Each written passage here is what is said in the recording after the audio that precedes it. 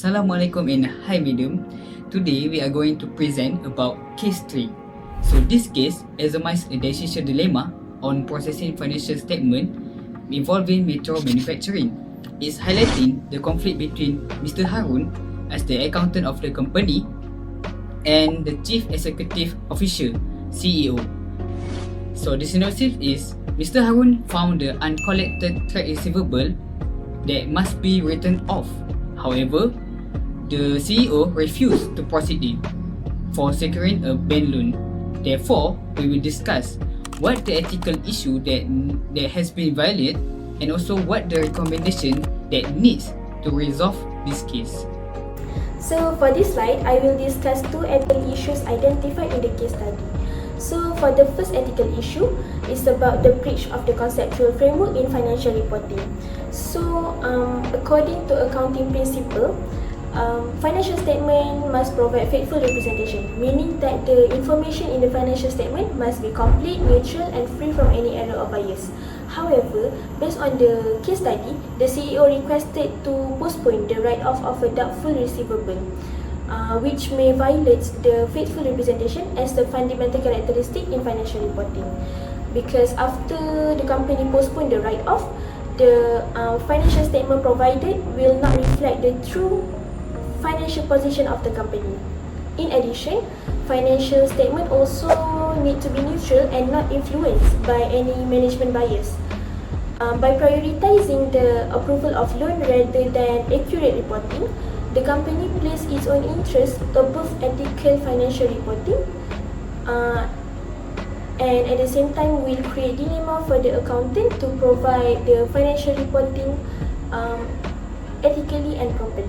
So next, for the second issue identified in the case study is about the risk of misleading the users of financial information. By postponing the write-off of a doubtful receivable just now, it will make the company look more profitable than how it actually is.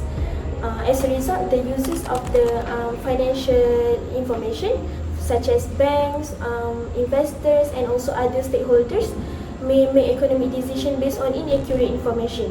This also will affect their ability to make informed decisions, as well as weaken their trust in the company's financial reporting. In some cases, this practice may be considered as fraudulent reporting, even if it is for the benefits of the company in the future. Assalamualaikum warahmatullahi wabarakatuh. My name is Nur Najiha, metric number 2515786. Moving on to the next ethical issue, it is non-compliance with MFRS 9, which is the standard for financial instruments. Under MFRS 9, the company is required to recognize the expected credit loss when there is evidence that a receivable may not be recoverable.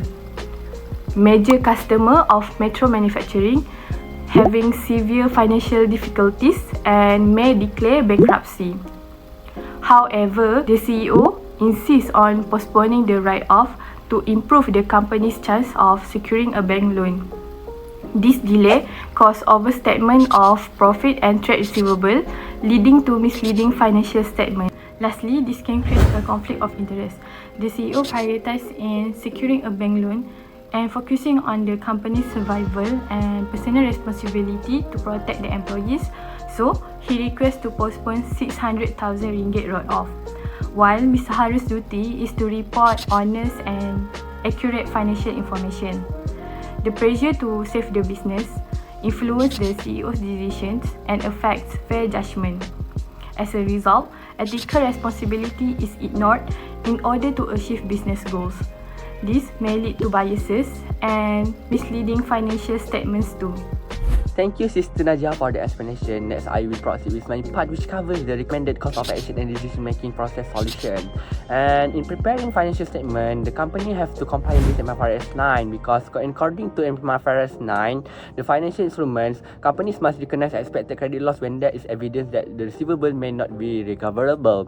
In this case, the customer's financial distress clearly show increased credit risk. Therefore, the 600,000 impairment should be recognized immediately. Delaying the write-off would overstep state the trade receivable and profit, causing the financial statement to be misleading and not reliable in decision making. After complying with MFRS 9, company also have to follow accounting ethics standard, which is the financial statement that have been prepared by the company must be accurate, honest, and also prudent, which is do not overstate the income. And the company also have to show its true financial position in the financial statement, which is its asset, liability, and equity. And the accountant of the company must also act with integrity and objectivity, so they follow accounting standard and protect user trust, whether it is internal user or external user. After company complying with MFRS 9 and follow accounting ethics standard, the company can resolve the liquidity crisis ethically by applying a bank loan with a full disclosure. The Metro Manufacturing must provide transparent and honest financial statement to the lender. Additionally, the company can submit cash flow projection, future service contract, and comprehensive recovery plan. The banks such as Maybank, CIMB, and HRHB offer a specific SME financing scheme that tailor for a small and medium enterprise. Second, Metro Manufacturing also can look into a social enterprise financing scheme surfaced by SME Bank Malaysia. This scheme provides up to RM500,000 Malaysia for buying assets or covering daily operating costs. This scheme also it is basically for a business that registered with a ministry that focus on growth and social goods. And the financing also follows Shariah rules, which is commodity murabahah, and aims to help business to stay stable while protecting jobs. Thirdly, equity injection. Equity injection by existing shareholder also suitable for Metro Manufacturing. This is because many SME or small medium enterprise rely on shareholder funding during financial difficulties because it does not involve interest payment or strict loan condition. And by injecting capital, shareholders strengthen the company's balance sheet and provide financial support while business recover. And this method also commonly used by small medium enterprise to manage short-term liquidity problem in a compliant and ethical way. Okay, thank you. In the real-world example, Toshiba accounting scandal is the one of the biggest scandal that occur in Japan that similarly reflect this case. Toshiba was overstated its profit for over several years, which become the unrealistic profit goals. It is pressuring its accountants and managers to reach that goal, which lead them to delay recognizing the losses and understated the expenses. It makes the company financially look stronger than the actual it was. Even though its intention to protect the company's reputation and financial, it violates the transparency value, which refer to the form of breaking the accounting principle. This scandal is revealed in 2015, which resulted in Toshiba Corporation face several consequences, including resignation of top executive, loss of investor trust, and regulatory penalties. So next I will move into the concept of adab that is related to this case study. Trust or amanah is referred to delegated responsibility given by the authority or the organization. So in this case, Mr. Harun is entrusted with the preparing accurate financial information. However, the CEO breached this trust by asking Mr. Harun to delay the write-off to increase their chance of loan approval. The second one is accountability. Accountability is being responsibility for one action and being able to justify them. So in the case, Mr. Harun demonstrated accountability by informing the CEO the uncollectible receivable should be write off immediately. And this shows that he is fulfilling his duty as a professional accountant. So the last one is integrity. It is referred to the acting honesty and ethically at all times.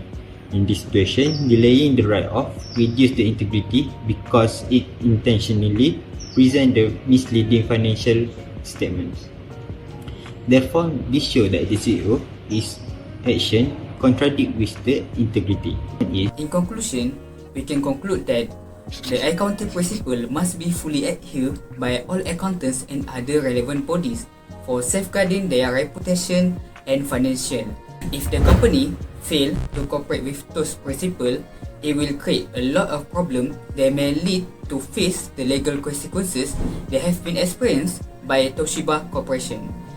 Therefore, all accountants and other relevant bodies must carry out the responsibility with trust and strictly follow the accounting standard regulation. That's all. Thank you, madam.